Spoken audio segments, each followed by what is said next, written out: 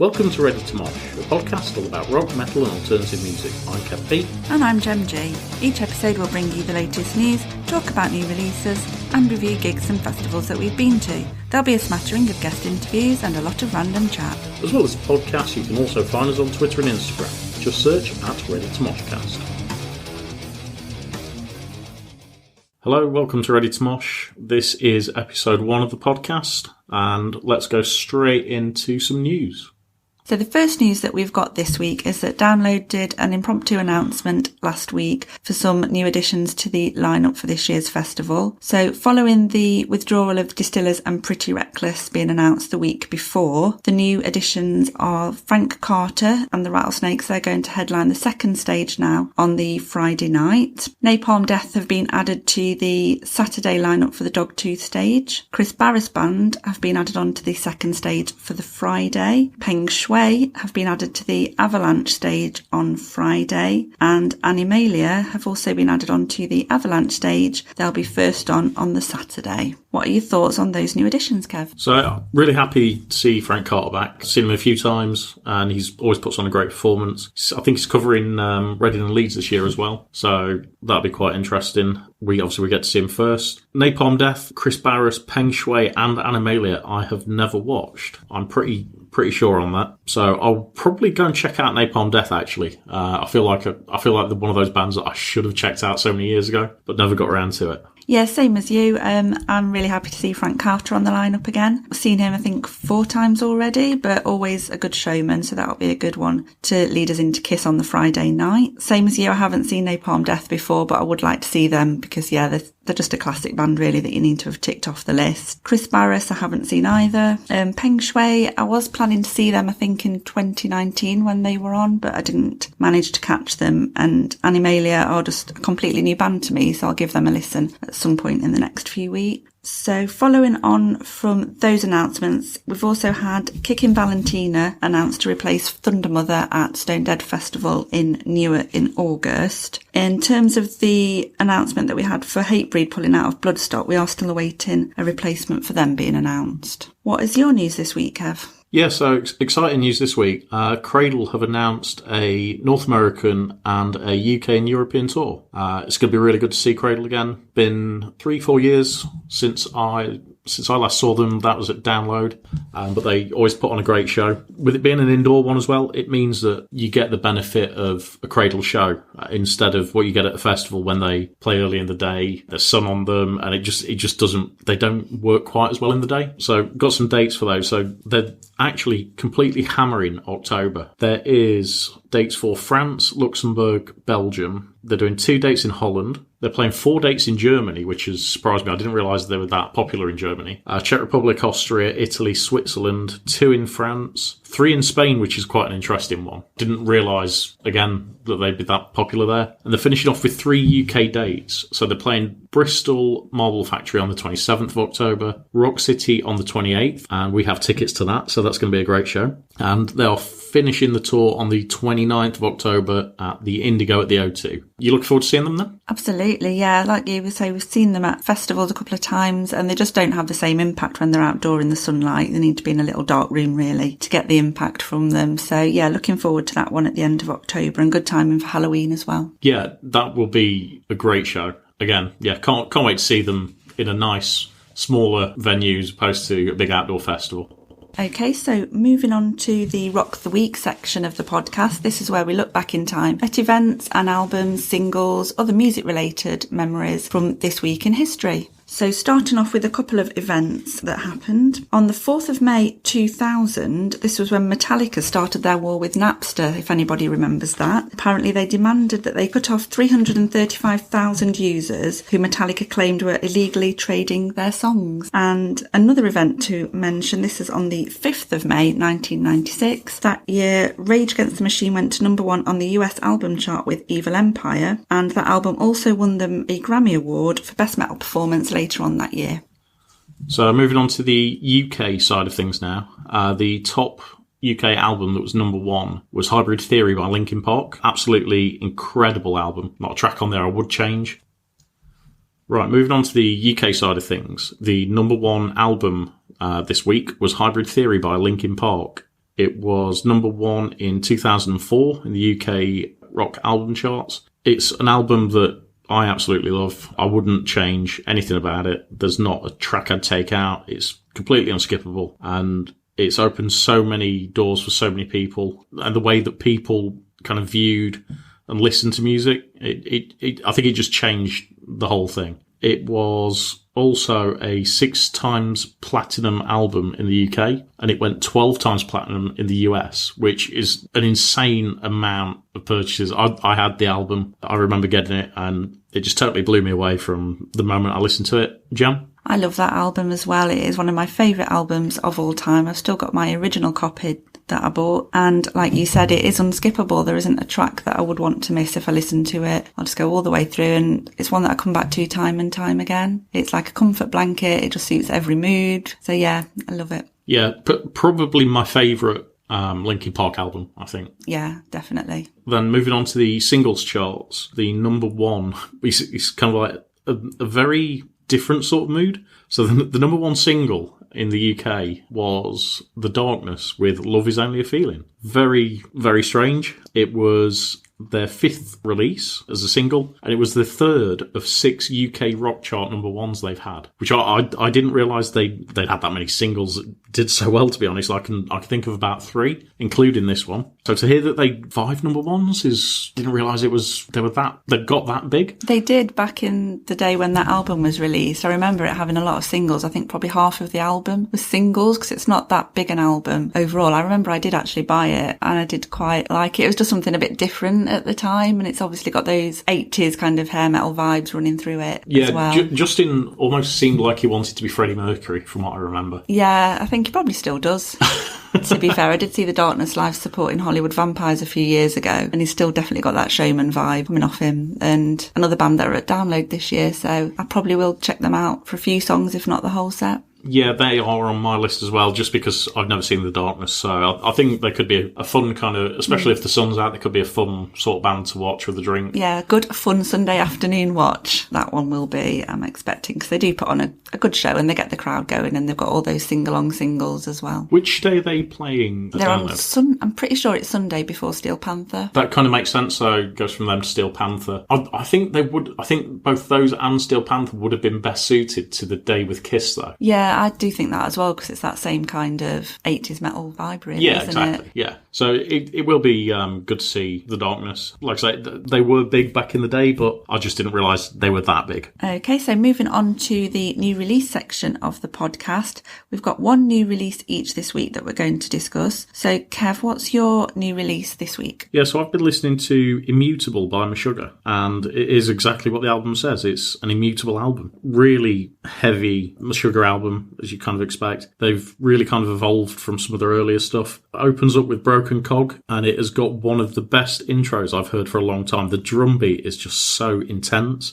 and it really sets up the album. It's such an effective way to do it, and I absolutely love that track. I can't stop listening to it. That takes us into Abysmal Eye. There's some more really heavy drums in there, and along with the guitar work, you almost feel like you're kind of suffocating from the noise, but in a good way. It has when you're listening to it with headphones on, the album is such a strange kind of experience, but it's really, really good. It moves on to Light the Shortening Fuse that starts a real shift in the tempo through the album. Everything picks up. There's a complete change in the speed of it, and it really kind of goes through the gears, and you can just feel the entire album just picking up and gaining weight, gaining a lot of momentum. Ligature then kind of halfway through really slows it back down. So there's a lot of slow, more kind of ambient tracks there, just pulling it back a little bit, but it's really impressive. And I think it then moves into They Move Below, which is really haunting. And again, another great track on there. I'm not going to go through all the tracks, which is possibly one of the things that's wrong with this album. For some people, there are 13 tracks, and it comes in at 66 minutes, which is quite long for a standard album.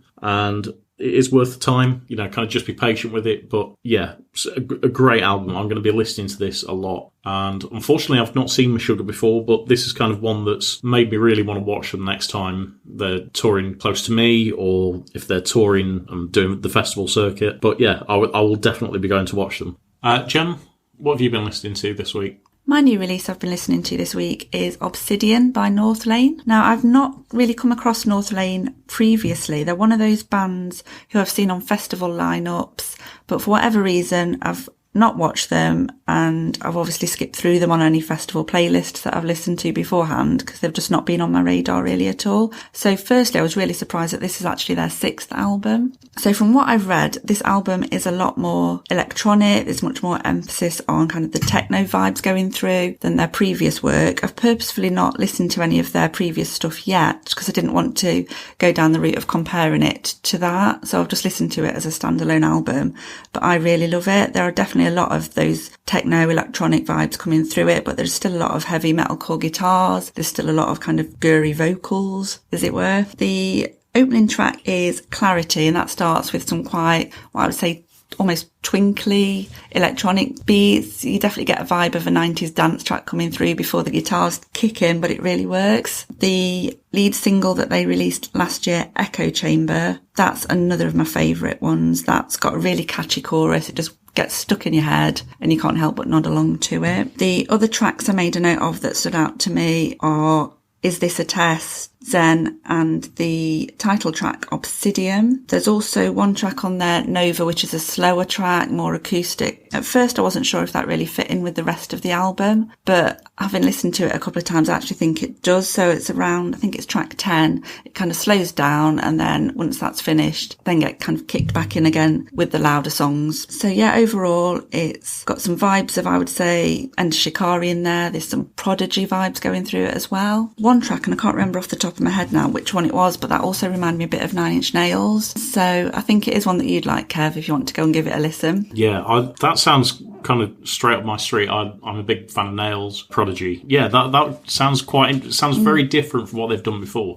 Yeah, I've listened to Northlane a lot in the past, and that sounds so far removed from what they've done. I'm really kind of intrigued by that. Yeah, I know there's been a lot of comments to say that, as you always get when a band changes its kind of route, or its, what's the word? Its sound. When a band changes its sound, a lot of older fans who will turn around and say, oh, I don't like the way the direction the band's going. But I think change is a good thing anyway for any band, because you get the same people complaining if a band returned the same album time and time again, wouldn't you? But yeah, I've always been a fan of the crossover between dance music and metal.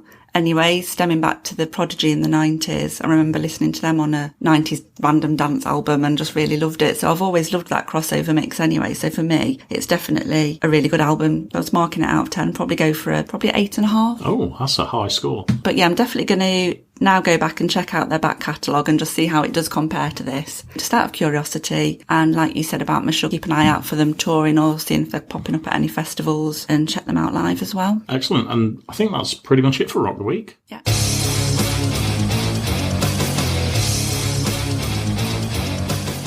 Right, so on to the main section of this week's episode. As this is our first episode, we thought we would go back in time to the first time we did some other music related things. So we've called this Do You Remember the First Time? So the first thing we're going to discuss is our first gig. So Kev, do you remember your first gig? No, I don't remember many gigs for many years because I'd never kept ticket stubs. I got too drunk, and I kind of remember going places but never remembering who was there. I went to lots of gigs but just really, really drank so much. Got in some states and never really remembered what's happening. Do you have any idea who your first gig might have been? I think it was Placebo at Rock City in 96, I think it was. I think it would have been 96. And I'm sure it was 96 because they were playing Teenage Angst. Is it Teenage Angst? Yeah. Yeah, Teenage Angst and... Oh, my mind's gone blank. Nancy Boy? Nancy Boy, yes. They played Nancy Boy. Yeah, so they would have played those two. I definitely remember Teenage Angst being played. But I think that was my first gig. How about you?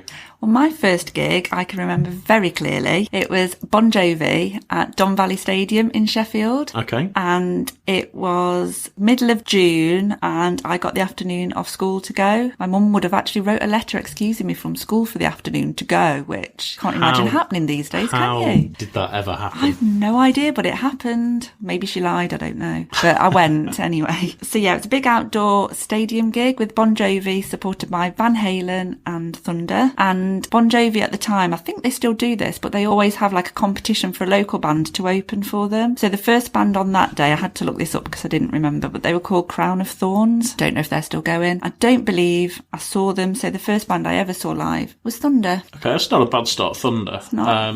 Van Halen supporting Bon Jovi? I'm not comfortable with that. Well, surely. It happened. But yeah, they were both great. Well, Thunder were as well. All three bands were amazing. I remember it being a really hot day. Obviously in a stadium, you've got no shelter or anything, so sun was blasting down. And I remember queuing for merch and a girl in front of us fainted from the heat. So yeah, that was fun. Or maybe fainted from the prices that Bon Jovi charged for merch.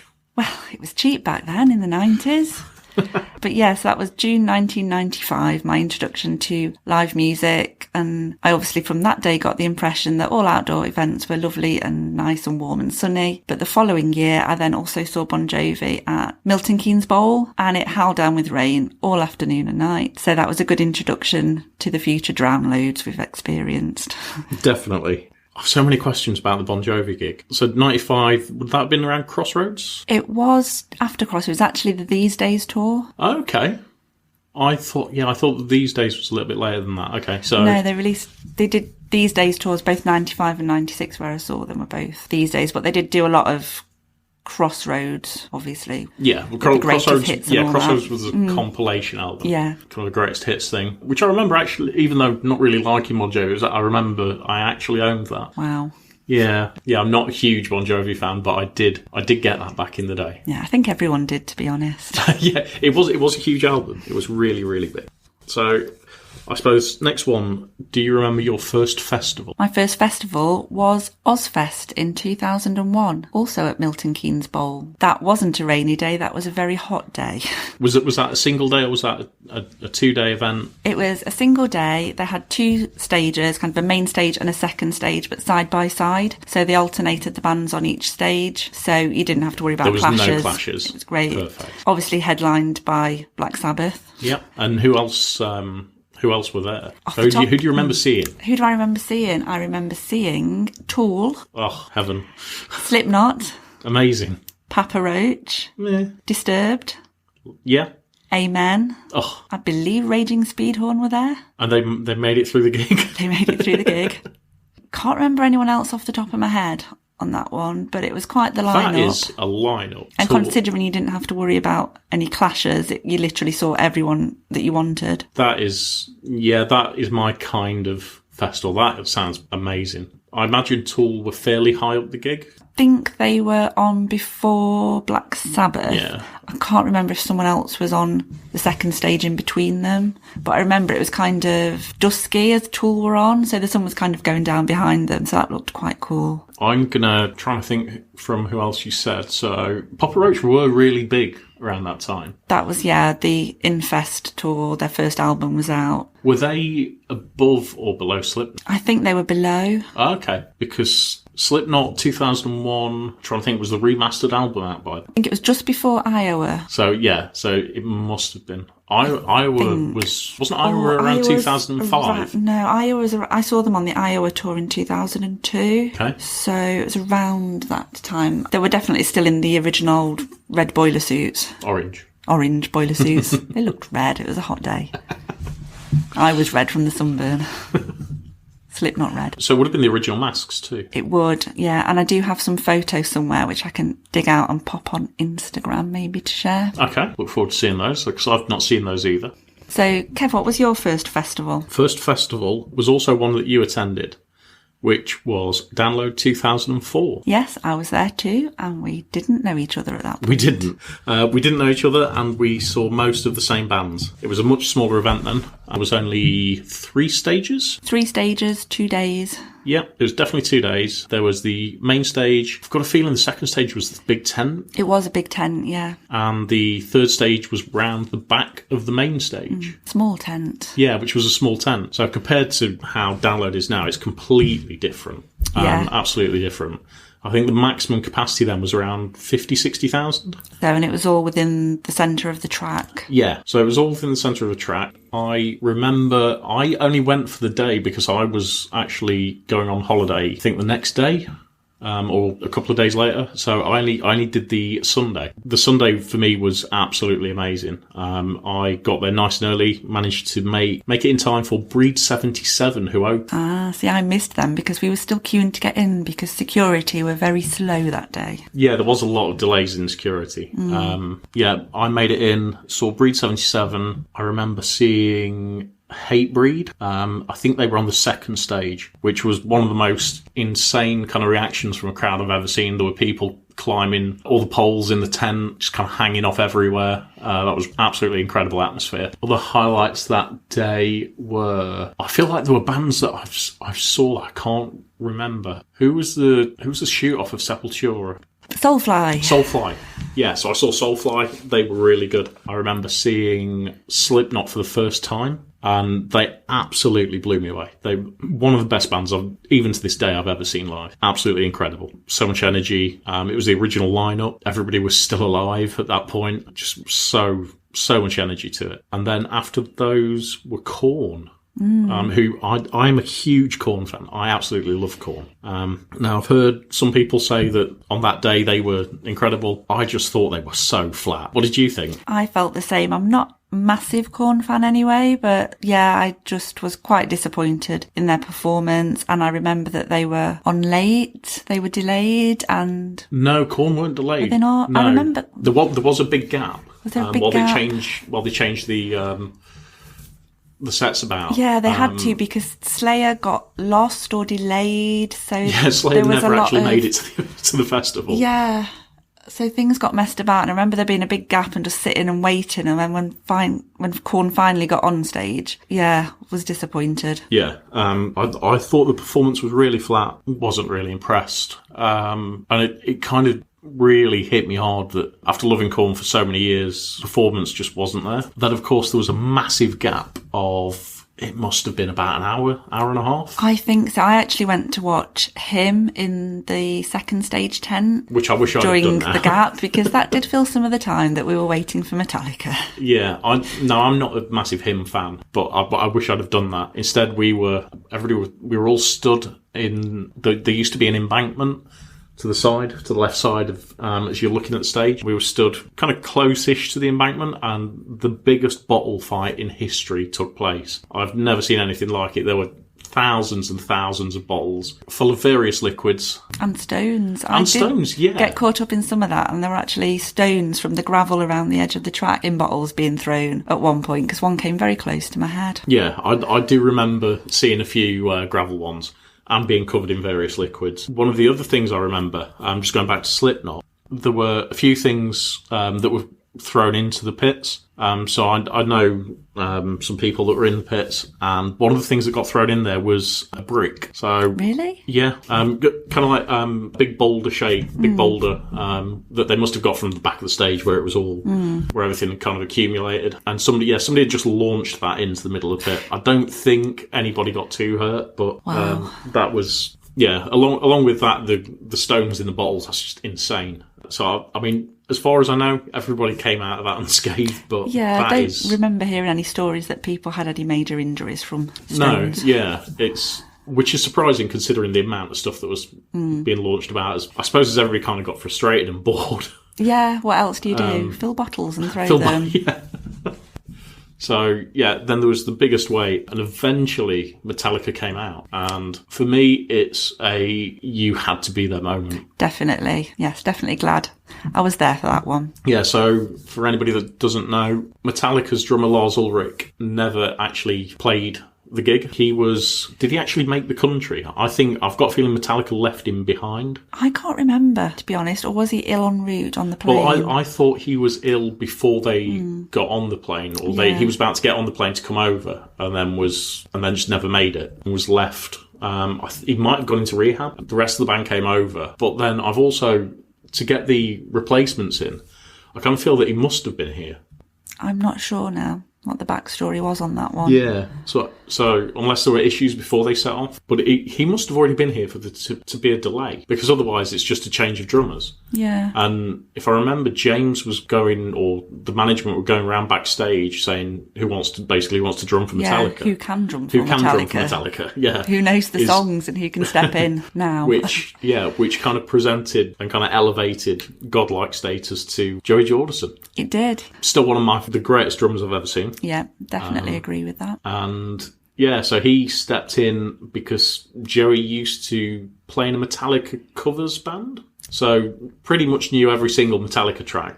So he covered a lot. Lars, his drum tech, I believe, did a couple of tracks. And also, was it Slayer's drummer? It was Slayer's drummer. So they did turn up eventually, Slayer. Would it have been Dave Lombardo? I was going to say, I think it was Dave Lombardo. I think Dave Lombardo covered. Yeah, and again, Dave Lombardo it's Dave Lombardo, isn't it? Exactly. So he did a great job. So that was my first festival. It took me a long time to go back to another, purely because I don't think anybody really kind of stood out too much.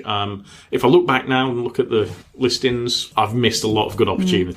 Same. But yeah, so that was my first festival. Okay, so moving on, what was your first album and or single? Talk about both if you want. Album and or single. My first album. So is this the first album I bought or the first album that I received?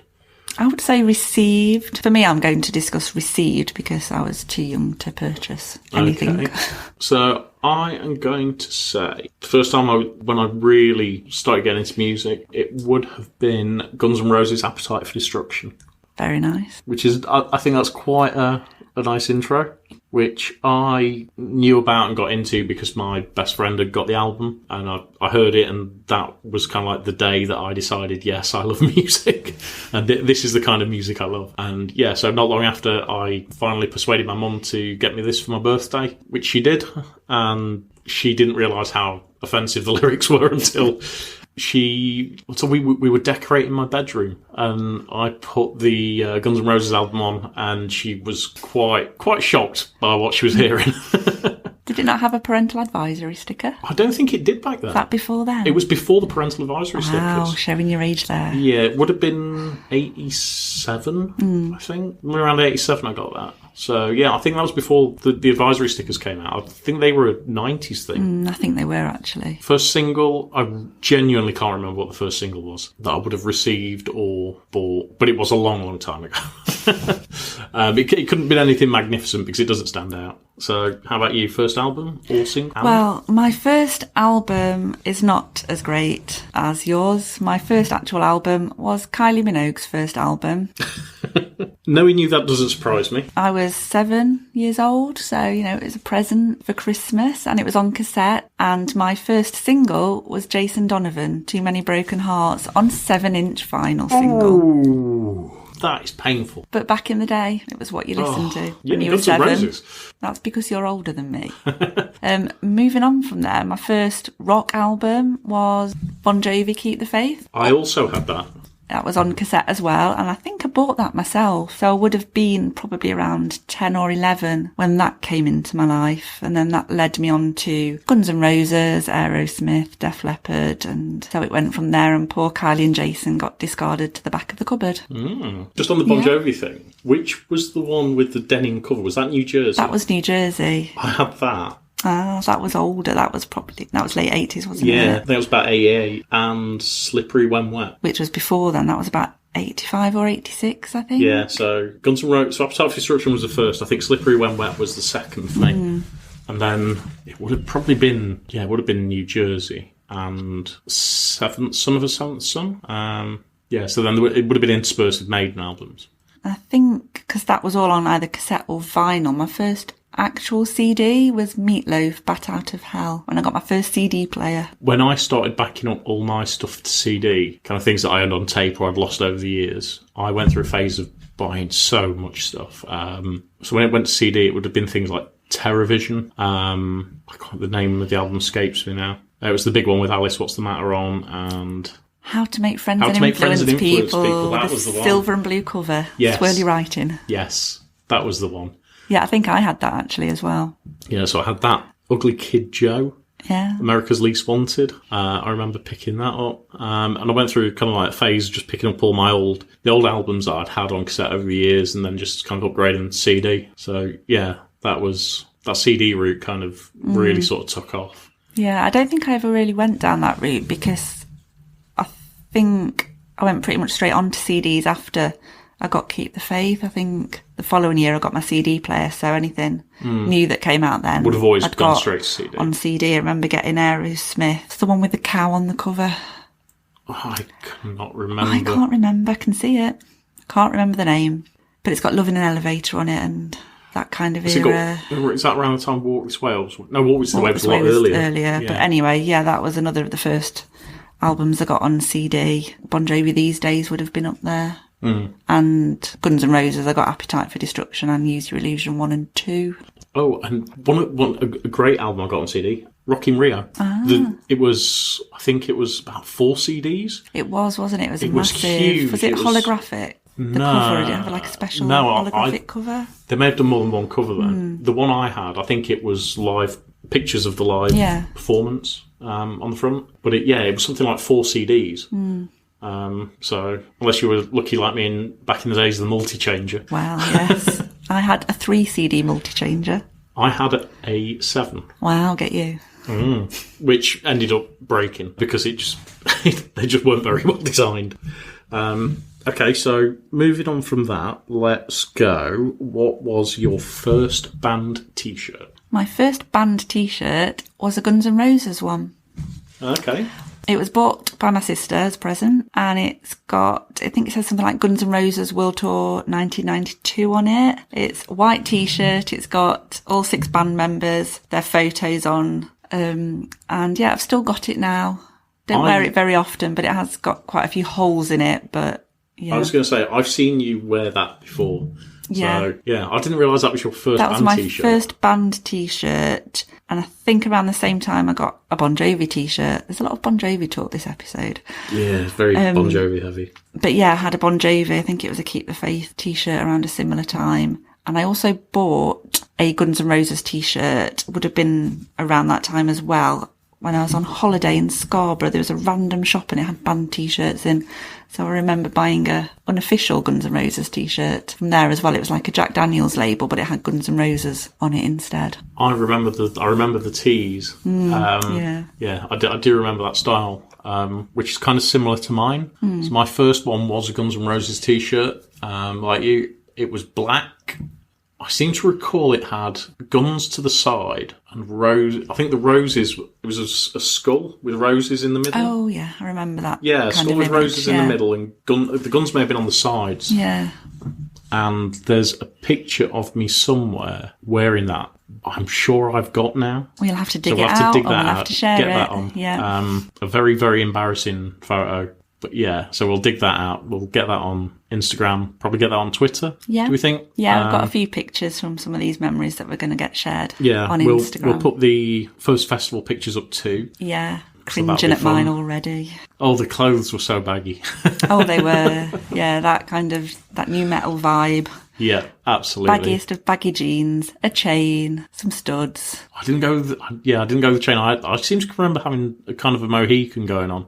Yeah. You didn't have a wallet chain? I never had a wallet chain. I don't think I did actually I did have one, but I didn't wear it at Ozfest. It's not in the picture. I got a vague recollection you might not have been allowed to wear them back in the day. There was a thing about chains. It was the chains and spikes, yeah. Dangerous weapons and all of that. At a heavy metal festival, what else do people wear? Wow.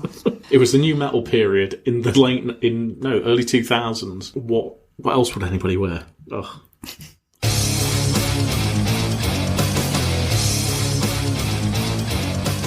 So it's time for our Ready to Mosh recommendation. This week, it's a band that we've seen 4 times now? 3 times. 3 times. So far. So far. So the 4th time it will be at Download. And the first time we saw them was actually at the Download Pilot Festival. Yep, they opened the show. First live band we saw after the pandemic. It was during the pandemic. Or during the pandemic, I should say, yeah. The first band that we'd seen live for about 18 months, though. Yep, absolutely. Yeah. Really blew us away and have been hooked on this band ever since. So the band are Death Blooms. Paul Barrow's the lead singer. Essentially, it's his band. It's very much a kind of 9 Inch Nails sort of setup. Paul Barrow is Death Blooms. He takes a lot of touring musicians with him. He's recently done a great run of headline shows. We attended the one in Nottingham. Yep, that was a great show. It was a small room in Rock City. If anyone knows Rock City, it's actually in the Beta Room, which is kind of on the middle floor. But yeah, it was an amazing show. Got to have a mosh. And prior to that, we also saw them supporting Trash Boat at Rescue Rooms. Yeah, we saw them at the Rescue Rooms. Again, absolutely fantastic to watch live. Can't recommend them enough to anybody. Paul is a really nice guy as well. Spends a lot of time after gigs talking to everybody. We've spoken to him a couple of times. Spoke to him actually at the pilot. And you could kind of see what it meant sort of coming back and playing after that long away. So yeah, it was really nice guy. Great band, so watch them live. Yeah, so our recommendation is go and listen to Death Blooms. And if you're going to Download, go and check them out, or if you spot that they're on tour, go and give them a watch. Yeah, they play Saturday on the... I can't remember what stage they're on now. I want to say Dogtooth, might be wrong. The latest album they've got out is Life is Pain, which we have a wonderful copy on vinyl that Paul kindly signed for us. Some really great tracks on there. Yep, so Death Blooms you can catch their second on the Dogtooth stage on Saturday. So make sure you're there and give them a watch. And I think that pretty much wraps up the first episode. So thanks for listening. We hope you've enjoyed it. We certainly have. We'll be back with the next episode soon. If you did enjoy listening to us, please give us a like and share. And you can also find us on Instagram and Twitter at ReadyToMoshcast. So please give us a like and a follow on there, and do get in touch if you've got any questions or if you've got any suggestions for future episodes. Make it stop, Moog.